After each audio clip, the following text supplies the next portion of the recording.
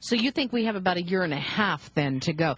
Now, do you agree with me on the statement that if we were taking all of this money that we are giving to Larry Summers or now Citigroup or Goldman Sachs, whatever, if we were taking all that money and putting it into buying, let's say, manufacturing equipment for the United States, and we began to make something actually here in this country, do you think that there is any chance that we could stem the tide of the destruction of our economy if we were to begin right now making things? Yes, but there's two precursors to that. Most people don't realize the IRS is chasing people all over the world who are Americans who supposedly have accounts in other countries and trying to throw them in jail and take all their money away from them for doing so. And, of course, the Swiss, which represent a large number of people who have accounts outside their own country, have now forbidden the executives and salespeople, or advisors as they're called, in Switzerland from going to foreign countries because they're afraid they'll get thrown in jail. Now, with that said, our government allows transnational corporations to make money and keep it offshore in the Cayman Islands or Switzerland or someplace and not pay taxes on it. Now, how we solve the problem you just talked about is we have to make all of those corporations bring back the money to the United States and pay taxes on it. Now, normal taxation is 33%. I would like to see 17% because most other countries have lowered theirs. That's why they have an advantage in trade. I don't think Congress will do that, but I do think Congress could force them to bring that money back. Now, that's step one. Step two is tariffs. They've got to institute tariffs because everybody is deliberately devaluing their currency against the dollar to remain competitive against each other and the dollar. So we need tariffs to protect our country. Yes, it's going to hurt other countries, but we've been very, very lax and passive about allowing other countries to cheat us. We don't have free trade. We don't even have fair trade. And so they're going to have to suffer a little as we put it back together. So you need those two elements. You've got to force the transnationals to bring their production back to the United States, whether it's in services or in goods. And it's the only thing that's going to work, and it will turn this country around. Well, we better do it quickly. You know, I brought up earlier the subject of Larry Summers, Lawrence Summers, who was the 71st Secretary of the Treasury at one point. He is now Chief Economic Advisor to the Obama administration from the redo Clinton administration. And he received hundreds of thousands of dollars in speaking fees last year from firms that have direct financial interest that are intimately involved with these bank relief programs, such as with Citigroup. Citigroup paid him $45,000 for a speech in March of 2008 and $54,000 for a speech in May. Goldman Sachs, which we know has gotten about $10 million in bailout funds, paid Summers $135,000 for a speech in 2008 and $67,000 for another speech in 2008. I mean, this seems as though all they're doing is giving money to the people that they want to give money to. And it's all tied together in this intimate little group of people who are paying each other back. It's all payoffs. And they all belong to the Council on Foreign Relations, the Trilateral Commission, the Bilderberger Group, et cetera, et cetera. We just had Team A come in for Team B.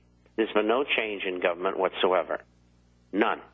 And most of the things that Mr. Obama said he would look to after he was elected, he's not doing anything about them, and he won't, because he makes no decisions. He's told what to do. Everything's on a teleprompter. And, you know, he's a good communicator, but so isn't any common street hustler. And that's just what this guy is. And I mean, whether he'll turn out worse than George Bush remains to be seen, but it's not important. The Larry Summers are getting paid off. The Alan Greenspans are getting paid off. I mean, they've got this tight circle of several thousand people who run everything. It seems to me that these guys who do not tell where the bodies are buried are brought back administration after administration, put in these figurehead posts where they don't do the work. They've got somebody else that does it for them, but they get paid a lot of money for keeping their mouth shut. Example, here's a list of some of these speeches that Summers gave last year. Skagen Funds, he got $60,000. Then he got $60,000, and then he got $59,000 from them. So a total of, almost $180,000. J.P. Morgan paid him $67,000. Citigroup, Goldman Sachs, as I said, Association of Banks of Mexico, Lehman Brothers, State Street, Hudson Institute, Citigroup, Investbank, Goldman Sachs, Lehman, Tata Consultative Services. It goes on and on. These are all on his disclosure form of all the speeches that he gave and how much money he got. He's gotten millions of dollars. He gave a speech to American Express for $67,500. Can you imagine? You'd give him a speech for $200 and probably tell him what's going on. This is incredible, don't you think? Yeah, and it's gone on for years and years, and it's nothing unusual. It's at that tight little group. They started doing this 100 years ago. It's becoming so noticeable and so blatant. They're out in the open because they figure they're going to be able to institute world government. You're not going to be able to do anything about it, and you're going to become their slaves. So, the heck with you. We don't care what you think. We're just going to do what we want to do. And the same thing is true with the court system. And they own Congress. I mean, they paid everybody off with campaign contributions and other things. We got a 3-minute break. 3-minute break. We're going to be right back with Bob Chapman, 877-479-8178. We'll take your phone calls at 800-259-9231. Back in 3.